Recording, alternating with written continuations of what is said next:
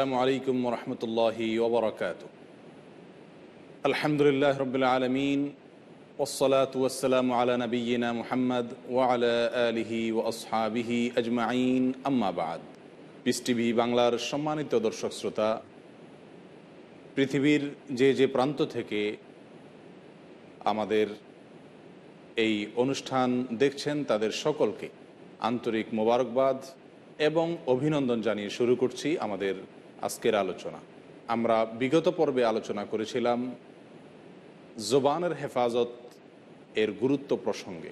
কোরআনে কারীম এবং রাসূলুল্লাহ সাল্লাল্লাহু আলাইহি ওয়াসাল্লামের হাদিসের আলোকে আমরা একজন মুমিনের জন্য তার জবান তথা আল্লাহ সুবহানাহু ওয়া তাআলার দেওয়া বাকশক্তি, এটিকে নিয়ন্ত্রণ করা, এটির ব্যবহারে সাবধান হওয়া, এ বিষয়ে বিস্তারিত আলোকপাত করেছিলাম। আজ আমরা আলোচনা করব ইনশাআল্লাহ জবানের ব্যবহার করে বা মানুষের এই বাকশক্তি দ্বারায় মানুষ আল্লাহ তাআলার কি কি নাফরমানি করে থাকে সে সমস্ত বিষয়গুলোর আলোচনা করা হবে, যেন আমরা সেগুলো থেকে আমাদের জবানকে হেফাজত করতে পারি। একজন মানুষ আল্লাহ সুবহানাহু ওয়া তাআলার দেওয়া বাকশক্তি, আল্লাহ সুবহানাহু ওয়া তাআলার দেওয়া এই কথা বলার ক্ষমতাকে অপব্যবহার করে এই জবান বা মুখকে ব্যবহার করে সবচেয়ে বড় যে অপরাধটি মানুষ করে থাকে সেটি হলো আল্লাহ তাআলার সঙ্গে শিরক করা। হাফেজ ইবনে রাজব রাহিমাহুল্লাহ তিনি বলেন, আল্লাহর সঙ্গে শিরক এটি জবান দ্বারা কৃত অন্যায় আমলসমূহর, মন্দ কর্মসমূহের মধ্য থেকে সবচাইতে বড়। কারণ রাসূলুল্লাহ সাল্লাল্লাহু আলাইহি ওয়াসাল্লাম যে দাওয়াত নিয়ে দুনিয়াতে এসেছিলেন, যে জাতির মাঝে এসেছিলেন, তাদের মধ্যে সবচেয়ে বড় অপরাধ ছিল এই শিরক। আর এই শিরককে প্রকাশ করার অন্যতম এবং প্রধান মাধ্যম হলো জবান তথা মুখ। আল্লাহ সুবহানাহু ওয়া তাআলা শিরক প্রসঙ্গে কোরআনে কারীমে অনেক অনেক সতর্কবাণী বর্ণনা করেছেন। কোরআনে কারীমে আল্লাহ তাআলা শিরক প্রসঙ্গে অনেক শক্ত থেকে শক্ত, অনেক ভয়াবহ শাস্তি এবং সাজার কথা উল্লেখ করেছেন। আল্লাহ সুবহানাহু ওয়া তাআলা বলেন, ইন্নাশ শিরকা লাযুলমুন আযীম, নিশ্চয় শিরক সবচেয়ে বড় অপরাধ, মহা অন্যায়। আল্লাহ তাআলা অন্য জায়গায় বলেন, যে ব্যক্তি আল্লাহ সুবহানাহু ওয়া তাআলার সঙ্গে শিরক করবে, ওমা ইউশরিক বিল্লাহ, যে ব্যক্তি আল্লাহ তাআলার সঙ্গে শিরক করবে আল্লাহ তাআলা তার আমলসমূহকে বরবাদ করে দিবেন।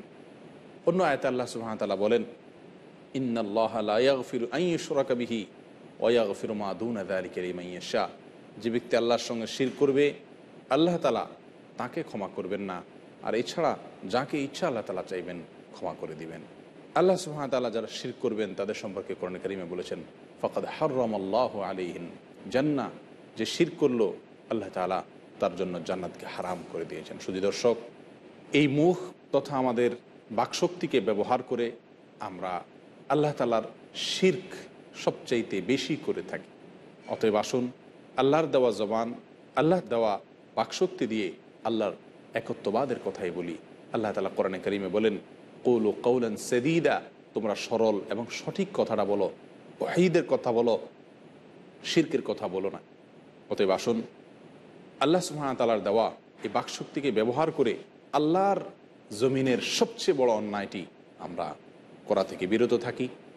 আমাদের দৈনন্দিন জীবনে চলতে ফিরতে অনেক কথা আমরা বলে থাকি, যে কথাগুলো মূলত শিরকের আওতায় পড়ে যায়, শিরকের গণ্ডির মধ্যে চলে আসে। এরকম কথাগুলো আমাদের কি কি সে বিষয়ে বিস্তারিত শিরক প্রসঙ্গে আলোচনা আমরা অন্য কোনো সময় ইনশাআল্লাহ অন্য কোনো পর্বে করব। মৌলিকভাবে শুধু এক দুটি বিষয় বলে রাখি। আল্লাহ তাআলার সঙ্গে শিরক করি আমরা আল্লাহর দেওয়া জবানের মাধ্যমে।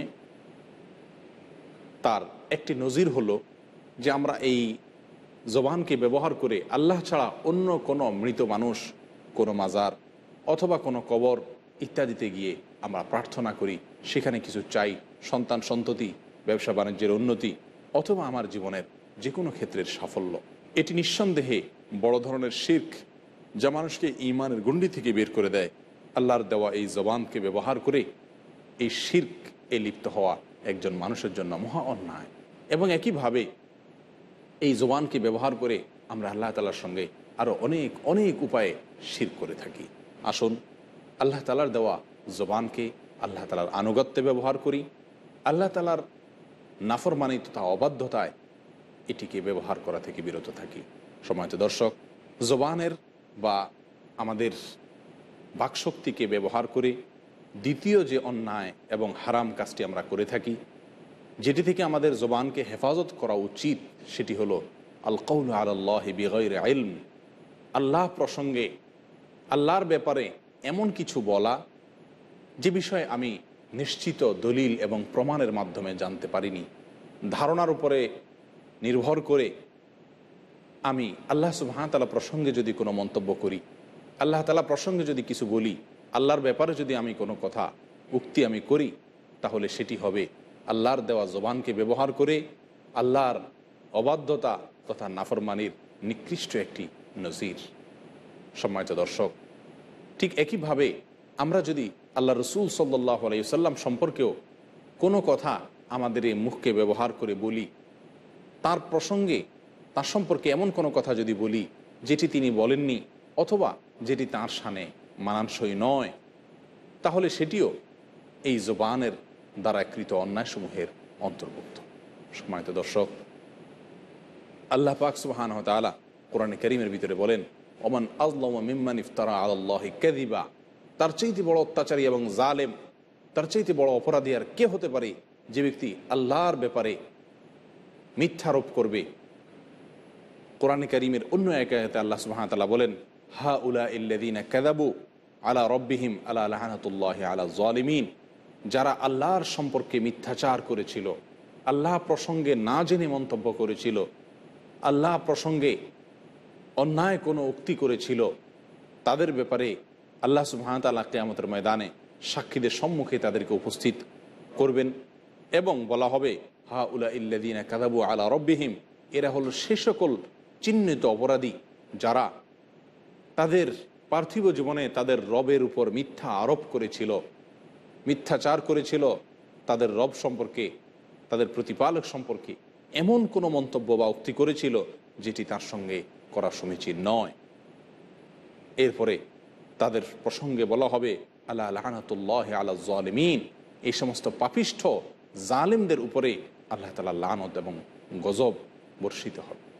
সম্মানিত দর্শক, কোরআনে কারীমের একাধিক আয়াতে আল্লাহর সম্পর্কে মিথ্যাচার করতে নিষেধ করা হয়েছিল। আল্লাহর সম্পর্কে মিথ্যাচারের কয়েকটি নমুনা আমরা পেশ করতে পারি। প্রাথমিকভাবে আল্লাহর সম্পর্কে মিথ্যাচারকে আমরা দুই ভাগে ভাগ করতে পারি। তার প্রথমটি হলো আল্লাহর জাত বা সত্তা সম্পর্কে এমন কোনো কথা বলা, এমন কোনো মন্তব্য করা যেটি আসলে আল্লাহর জাত বা সত্তার সঙ্গে মানানসই হয় না। যেমন আল্লাহ সুবহানাহু ওয়া তাআলা প্রসঙ্গে মক্কার কাফেররা বলেছিল, নাউজুবিল্লাহ, যে ফেরেশতাগণ আল্লাহ তাআলার কন্যা। আল্লাহ সুবহানাহু ওয়া তাআলা বলেন যে তিনি সমাদ, তিনি স্বয়ং সমৃদ্ধ, তিনি লাম ইয়ালিদ ওয়া লাম ইউলাদ, কাউকে জন্ম দেন না এবং তাকেও কেউ জন্ম দেন না। সম্মানিত দর্শক, অথচ তার সম্পর্কে কন্যা সন্তান সাব্যস্ত করে আল্লাহ সুবহানাহু ওয়া তাআলার মর্যাদাকে তুচ্ছ করেছে মক্কার কাফেররা। এটি হলো আল্লাহ সম্পর্কে মানানসই নয় এরকম কোনো মন্তব্য করা, যে বিশেষণটি আল্লাহর সঙ্গে যায় না সে বিশেষণটি দেওয়া। মূলত আল্লাহ সুবহানাহু ওয়া তাআলা কেমন, তার সম্পর্কে আমাদের ধারণা কি হবে, তার সম্পর্কে আমাদের আকীদা এবং বিশ্বাস কি থাকবে, এ সম্পর্কে জানার জন্য আমাদেরকে কোরআন এবং সুন্নাহকে ফলো করতে হবে। যুগে যুগে মানুষ যখন নিজের ধারণা থেকে আল্লাহ সম্পর্কে মন্তব্য করা শুরু করেছে, তখনই তারা আল্লাহর উপরে মিথ্যা আরোপ করেছে। খ্রিস্টানরা বলে থাকে যে ঈসা আলাইহিস সালামকে তার সন্তান হিসেবে গ্রহণ করেছেন, নাউজুবিল্লাহ। এই মহা অন্যায় এবং এই মহা অপরাধ করেছে যারা, তাদের প্রসঙ্গে আল্লাহ সুবহানাহু ওয়া তাআলা বলেন, আলা লা'নাতুল্লাহি আলা যালিমিন, আল্লাহ সম্পর্কে না জেনে মন্তব্য করেছেন যারা, তাদের উপর আল্লাহর লানত এবং গজব বর্ষিত হবে। সম্মানিত দর্শক, আল্লাহর বিষয়ে আমরা যাই বলবো সেটি আমরা জেনে শুনে তারপরে মন্তব্য করব। আল্লাহ তাআলা কি করেন, আল্লাহ তাআলার গুণবৈশিষ্ট্য কী, আল্লাহ তাআলার কার্যক্রমসমূহ কী, তিনি কিভাবে তার কার্যক্রমসমূহ পরিচালিত করেন, এ বিষয়ে আমাদেরকে কোরআন এবং হাদিসের অনুসরণ করতে হবে। একজন ঈমানদারের তাওহীদ তথা আল্লাহর উপর একত্ববাদের বিশ্বাসের একটি গুরুত্বপূর্ণ পয়েন্ট হলো যে তিনি আল্লাহ সুবহানাহু ওয়া তাআলার তাওহীদে বিশ্বাস করবেন। তার একটি অন্যতম পয়েন্ট হলো আল্লাহর আসমা এবং সিফাত, আল্লাহর গুণাবলী ইত্যাদির ব্যাপারে তিনি বিস্তারিত কোরআন এবং সুন্নাহ ভিত্তিক আরোপ করবেন, যেটি কোরআন এবং সুন্নাহ অনুমোদন করেছে। সম্মানিত দর্শক, আল্লাহর উপরে মিথ্যাচারের আরেকটি নিকৃষ্ট নমুনা হলো আল্লাহ তাআলা যা বলেননি সেটা বলে দেওয়া। কথার কথা কেউ যদি এরকম বলেন যে কোরআনে কারিমে আল্লাহ এমনটি বলেছেন অথবা আল্লাহ তাআলা এমনটি বলেছেন, বস্তুত আল্লাহ তাআলা সেটা বলেননি, তাহলে এটি হলো আল্লাহর উপরে মিথ্যাচারের শামিল। আল্লাহ তাআলা আমাদেরকে এটা থেকে হেফাজত করুন। শুধু দর্শক, সময় হয়েছে ছোট্ট একটি বিরতিতে যাওয়ার। ইনশাআল্লাহ বিরতির পর আমরা এ বিষয়ে আলোচনা কন্টিনিউ করব। আশা করি ততক্ষণ আমাদের সঙ্গেই থাকবেন। এই আশাবাদ ব্যক্ত রেখে এখনকার মতো বিদায় নিচ্ছি। আসসালামু আলাইকুম ওয়া রাহমাতুল্লাহি ওয়া বারাকাতুহু। আসসালামু আলাইকুম ওয়া রাহমাতুল্লাহি ওয়া বারাকাতুহু। বিরতির পর আবারও আপনাদেরকে স্বাগতম।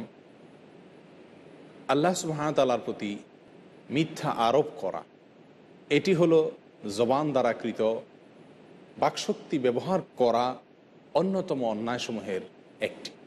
আল্লাহ সুবহানাহু ওয়া তাআলা প্রসঙ্গে আল্লাহ তাআলার ব্যাপারে মিথ্যা আরোপ করার একটি নজির আমরা বিরতির আগে আলোচনা করেছি। আল্লাহ তাআলার উপরে মিথ্যা আরোপ করার আরেকটি নজির হলো আমরা আল্লাহ তাআলা বলেননি এমন কোনো কথা আল্লাহর নামে যদি বলে থাকি, তাহলে সেটা হবে আল্লাহ তাআলার ব্যাপারে মিথ্যা আরোপ করা, আল্লাহ তাআলার ব্যাপারে মিথ্যাচার করা। যেমন ধরুন, কোরআন এবং সুন্নাহর কোনো জায়গায় আল্লাহ সুবহানাহু ওয়া তাআলা যে কথা বলেননি, আমি সে কথাটি বললাম যে আল্লাহ বলেছেন। ঠিক একইভাবে আল্লাহ সুবহানাহু ওয়া তাআলা যে কথাটি বলেছেন সেটিকে আমরা অস্বীকার করলাম যে না, এটা আল্লাহ বলেননি। সেটি নিজের কোনো স্বার্থের কারণে হোক, অথবা নিজের অজ্ঞানতার কারণে হোক, অথবা ধারণার বশবর্তী হয়ে কথা বলার প্রবণতার থেকে হোক, যে কারণেই হোক না কেন, আল্লাহ তাআলার ব্যাপারে মিথ্যাচার করা অত্যন্ত জঘন্য অন্যায়সমূহের অন্তর্ভুক্ত।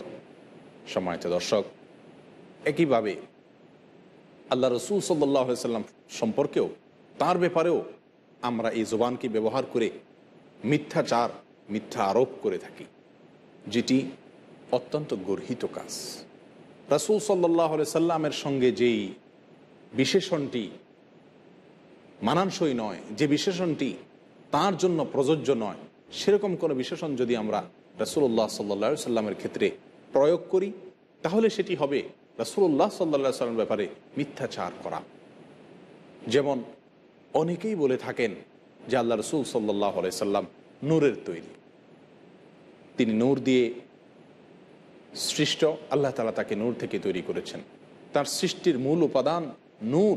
এ বিষয়ে কোরআন এবং সুন্নাহর সুস্পষ্ট এবং গ্রহণযোগ্য দলিল যদি, প্রমাণ যদি আপনার কাছে না থাকে, আর আপনি বিভিন্ন ধারণা থেকে, জাল ভিত্তিহীন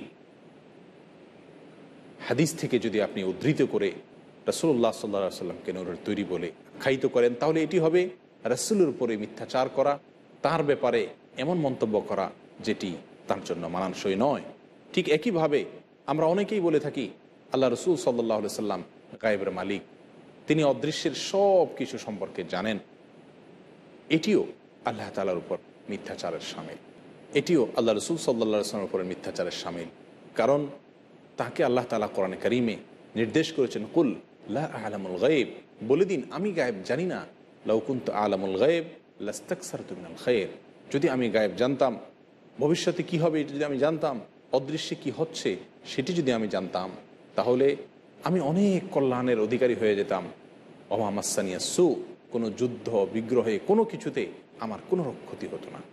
শুধু দর্শক, রাসূলুল্লাহ সাল্লাল্লাহু আলাইহি ওয়াসাল্লাম সম্পর্কে মিথ্যাচারের নিকৃষ্টতম আরও অনেক নজির রয়েছে। আমরা তার সম্পর্কে অনেক মন্তব্য করি যেগুলো মূলত আমরা আসলে জানি না, বা যে সম্পর্কে আল্লাহ তাআলা মা কোনো দলিল এবং প্রমাণ আল্লাহ তাআলা নাজিল করেন। সেরকম কোনো মন্তব্য আমরা রাসূল সাল্লাল্লাহু আলাইহি ওয়াসাল্লাম সম্পর্কে করলে এর জন্য আল্লাহ তাআলার কাছে আমাদেরকে জবাবদিহি করতে হবে। আর এটি ইফতিরা আলা রাসূল বা রসুলের উপরে মিথ্যা আরোপ করার শামিল। সম্মানিত দর্শক, ঠিক একইভাবে রাসূলুল্লাহ সাল্লাল্লাহু আলাইহি ওয়াসাল্লামের ক্ষেত্রেও মিথ্যাচার বলে বিবেচিত হবে যদি তিনি বলেননি এমন কোনো কথাকে তার কথা বলে আমরা চালিয়ে দেই, এমন কোনো কথাকে যদি আমরা তার দিকে সম্বন্ধ করি যেটি আসলে তিনি বলেননি অথবা যে কাজটি তিনি করেননি। এ প্রসঙ্গে রাসূলুল্লাহ সাল্লাল্লাহু আলাইহি ওয়াসাল্লাম ইরশাদ করেছেন, মান কাযাবা আলাইয়া মুতাআম্মিদান ফালইয়াতাবাওয়া মাকআদাহু মিনান নার। যে ব্যক্তি আমার ব্যাপারে মিথ্যা কথা বলবে, যে ব্যক্তি আমার ব্যাপারে আমি যা বলিনি এরকম কোনো কথা বা কাজ আমার দিকে সম্বন্ধ করে বলবে, ফালইয়াতাবাওয়া মাকআদাহু মিনান নার, সে যেন তার ঠিকানা জাহান্নামে করে নেয়। সম্মানিত দর্শক, রাসূল সাল্লাল্লাহু আলাইহি ওয়াসাল্লাম প্রসঙ্গেও কথা বলতে আমাদেরকে সাবধান হতে হবে। আজকাল আমাদের সমাজে বেশিরভাগ মানুষ কোরআন এবং সুন্নাহ, আল্লাহ এবং তার রাসূল সাল্লাল্লাহু আলাইহি ওয়াসাল্লাম কী বলেছেন এই বিষয়গুলো আমরা জানার চেষ্টা করি না। এই বিষয়গুলোকে আমরা জানা প্রয়োজন মনে করি না। বেশিরভাগ মুসলিম ভাইদেরকে, ভাই বোনদেরকে যদি জিজ্ঞাসা করা হয় যে এই বিষয়ে আল্লাহ কি বলেছেন, তার রাসূল সাল্লাল্লাহু আলাইহি ওয়াসাল্লাম কী বলেছেন, আমরা সুস্পষ্টভাবে কোট করে আল্লাহ এবং তার রাসূল সাল্লাল্লাহু আলাইহি ওয়াসাল্লামের সেই ভাষ্য এবং বক্তব্যসমূহকে আমরা বলতে পারব। এটি সমাজের একটি চিত্র। এর বিপরীতে আরেকটি চিত্র রয়েছে যে অনেকেই আছেন যারা আল্লাহ এবং তার রাসূল সাল্লাল্লাহু আলাইহি ওয়াসাল্লাম সম্পর্কে মন্তব্য করেন, কিন্তু মন্তব্য করতে গিয়ে কোনো প্রকার সাবধানতা অবলম্বন করেন না, সতর্ক হন না, বরং আল্লাহ এবং রাসূল সাল্লাল্লাহু আলাইহি ওয়াসাল্লাম সম্পর্কে তিনি যা জানেন তার সঙ্গে আরও অনেক কিছুকে যোগ করে তারপরে তার নামে বলে থাকে। আমরা ইসলামের কোনো কথা যদি অন্যকে বলতে হয় তাহলে সেটুকুই বলবো যেটুকু কোরআন এবং সুন্নাহ থেকে সুস্পষ্টভাবে আমরা জানতে পেরেছি, নিশ্চিতভাবে আমরা যে বিষয়ের ইলম অর্জন করেছি শুধুমাত্র সেই বিষয়টুকু আমরা মানুষকে বলবো। কোরআনে কারীমে আল্লাহ পাক সুবহানাহু ওয়া তাআলার জন্য রাসূল সাল্লাল্লাহু আলাইহি ওয়াসাল্লামকে বলেছেন, বাল্লিগ মা উনজিলা ইলাই, হে রাসূল আপনার কাছে যা নাজিল হয়েছে আপনি সেটা মানুষের কাছে প্রচার করুন। রাসূল নিজেও দিন এবং ইসলামের কথা মানুষকে বলতে গিয়ে, শেখাতে গিয়ে এমন একটি কথাও বলেননি যেটি আল্লাহর থেকে তিনি প্রাপ্ত হননি, যেটি আল্লাহ সুবহানাহু ওয়া তাআলার পক্ষ থেকে নিশ্চিত এবং সুস্পষ্টভাবে জানেননি, সেরকম কোনো কথা তিনি উম্মতকে বলে যাননি। আল্লাহ তাআলা বলেন, মা ইয়ানতিকু আনিল হাওয়া ইন হুয়া ইল্লা ওয়াহয়ুন ইউহা। মুহাম্মদ সাল্লাল্লাহু আলাইহি ওয়াসাল্লাম নিজের প্রবৃত্তি থেকে, মন থেকে কোনো কিছু বলেন না, তিনি যাই বলেন সেটি আল্লাহ তাআলার পক্ষ থেকে প্রেরিত নাজিলকৃত ওহী। সম্মানিত দর্শক, অতএব রাসূলুল্লাহ সাল্লাল্লাহু আলাইহি ওয়াসাল্লামের ব্যাপারেও আমরা মন্তব্যে অত্যন্ত সাবধান হতে হবে। তিনি যা বলেছেন শুধুমাত্র আমি সেটুকুই বলতে হবে, আমি যোগ করে নতুন মনগড়া কিছু বলতে পারবো না। তিনি নিজেও আমাদেরকে কোনো কথা বলতে গিয়ে মনগড়া বলেননি, নিজের ইচ্ছা মতো বলেননি, বরং আল্লাহ যা নাজিল করেছেন সেটি তিনি অক্ষরে অক্ষরে বলেছেন। সম্মানিত দর্শক, রাসূলুল্লাহ সাল্লাল্লাহু আলাইহি ওয়াসাল্লাম সম্পর্কে অনেকেই বলে থাকেন, ধারণা করে থাকেন যে তিনি ইসলাম ধর্ম প্রবর্তন করেছেন। আসলে রাসূলুল্লাহ সাল্লাল্লাহু আলাইহি ওয়াসাল্লাম আল্লাহ পাক সুবহানাহু ওয়া তাআলার পক্ষ থেকে দেওয়া দ্বীনকে শুধুমাত্র আমাদের কাছে পৌঁছে দিয়েছেন। এটি আল্লাহ পাক সুবহানাহু ওয়া তাআলার পক্ষ থেকে দেওয়া তার জন্য নির্দেশ এবং কর্তব্য। এর বাইরে তিনি মনে করা কিছু বলেননি এবং তিনি কোনো দ্বীন প্রবর্তনও করেন। এটি সম্পূর্ণ আল্লাহ তাআলার পক্ষ থেকে দেওয়া ওহী, যেটি শুধুমাত্র আমাদের কাছে তিনি পৌঁছেছেন। সম্মানিত দর্শক, তাই আসুন রাসূলের নামে কোনো কথা বলতে হলে আমরা নিশ্চিত জেনে তারপর বলবো। অনেক সময় রাসূলের নামে মিথ্যা হাদিস রচনা হয়েছে যুগে যুগে, মুহাদ্দিসিন ইকরাম সেগুলোকে জাল হাদিস হিসেবে চিহ্নিত করেছেন। সেরকম হাদিসের অনেকগুলো আমাদের সমাজে প্রচলিত আছে, সেগুলো সম্পর্কে জ্ঞান অর্জন করার চেষ্টা করব এবং কোরআন এবং সুন্নাহ তথা ইসলামের যে কোনো বিষয়ে কথা বলতে গেলে আমরা নিশ্চিত জেনে তারপরে বলব। না জেনে বা আধা জেনে ধারণার উপরে ভিত্তি করে আমরা যদি মন্তব্য করি তো মনে রাখতে হবে, মা ইয়ালফিযু মিন কাওলিন ইল্লা লাদাইহি রাকীবুন আতীদ। আমি মানুষের সামনে আমার জ্ঞান জাহির করার জন্য অথবা যে কোনো উদ্দেশ্যে আমি বলি না কেন, কোনো মন্তব্য করি না কেন, আল্লাহ তাআলার পক্ষ থেকে নিয়োজিত ফেরেশতারা সেটা লিপিবদ্ধ করে রাখছেন। এর জন্য আমাকে আল্লাহ তাআলার নিকট জবাবদিহি করতে হবে। সম্মানিত দর্শক, জবান দ্বারায় আল্লাহ তাআলার শিরক হয় এরকম কোনো কথা আমরা বলবো না। জবান দ্বারায় আমাদের এই বাকশক্তিকে ব্যবহার করে আল্লাহ এবং তার রসুল সাল্লাল্লাহু আলাইহি সাল্লাম সম্পর্কে এমন কোনো বিশেষণ আমরা লাগাবো না যে বিশেষণটি আল্লাহ এবং রসুল সাল্লাল্লাহু আলাইহি সাল্লামের সঙ্গে মানানসই হয় না, তাদের ক্ষেত্রে যেটি প্রযোজ্য হয় না। ঠিক একইভাবে আল্লাহ এবং তার রসুল সাল্লাল্লাহু আলাইহি সাল্লামের পক্ষ হতে এমন কোনো কথা বলবো না যেই কথাটি মূলত তারা বলেননি অথবা বলেছেন সেটিকে আমি যোগ বিয়োগ করে উল্লেখ করলাম। একইভাবে আল্লাহ এবং তার রসুল সাল্লাল্লাহু আলাইহি সাল্লামের কোনো কথা আমরা নিজের মন গড়া ব্যাখ্যা দিয়ে মানুষের সামনে পেশ করব। কোরআন এবং সুন্নাহর অনেক কথা অনেক সময় আমরা নিজের মতো করে ব্যাখ্যা করে আমরা বলে ফেলি, যেটি আমাদের জন্য বিলকুল সমীচীন নয়। এর সবগুলোই মূলত আল্লাহ এবং তার রসুল সাল্লাল্লাহু আলাইহি সাল্লাম সম্পর্কে ইফতারা তথা মিথ্যাচার এর শামিল, যেটি অত্যন্ত বড় ধরনের অপরাধ, যার কারণে কিয়ামতের ময়দানে আমাদেরকে সাজা ভোগ করতে হবে। রাসূলুল্লাহ সাল্লাল্লাহু আলাইহি সাল্লাম বলেন, কিয়ামতের ময়দানে আল্লাহ তাআলা তার মুমিন বান্দাকে ডাকবেন, ডেকে বলবেন, আতারিফু যাম্বা কাযা তারিফু যাম্বা কাযা, তোমার অমুক অমুক অন্যায় এবং গুনাহের কথা কি তোমার মনে পড়ে? তখন বান্দা স্বীকার করবেন, হ্যাঁ ইয়া রব, আমি আমার সেই সমস্ত গুনাহ এবং অন্যায়ের কথা স্মরণ করি, স্বীকার করি।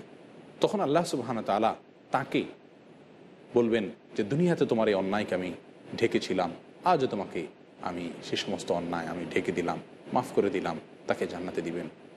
আর এর বিপরীতে যারা আল্লাহর সম্পর্কে মিথ্যাচার করেছে তাদেরকে সাক্ষীদের সম্মুখে উপস্থিত করা হবে, করে বলা হবে, হা উলা ইল্লাযিনা কাযাবু আলাল্লাহ, এরাই আল্লাহর সম্পর্কে মিথ্যাচার করেছে। আলা লানাতুল্লাহি আলা যালিমিন, এদের জন্য ক্ষমা নেই, আল্লাহ তাআলা জালেমদের প্রতি লানত বর্ষণ করবেন। সম্মানিত দর্শক, তাই আসুন জবানকে ব্যবহার করে এই দুটি গর্হিত এবং অন্যায় কাজ করা থেকে আমরা বিরত থাকি। আল্লাহ তাআলা আমাদের সকলকে সে তৌফিক দান করুন। দিন, ইসলাম তথা আল্লাহ এবং তার রাসূল সাল্লাল্লাহু আলাইহি ওয়াসাল্লাম সম্পর্কে যাই বলবো নিশ্চিত জেনে শুনে বলবো। আল্লাহ তাআলা আমাদের সকলকে কথাগুলো মেনে চলার তৌফিক দান করুন। এ পর্বে এখানে আপনাদের কাছ থেকে বিদায় আরজ করছি। পরবর্তী কোনো পর্বে ইনশাআল্লাহ দেখা হবে। সে পর্যন্ত সকলে ভালো থাকুন, সুস্থ থাকুন। আসসালামু আলাইকুম ওয়া রাহমাতুল্লাহি ওয়া বারাকাতুহু।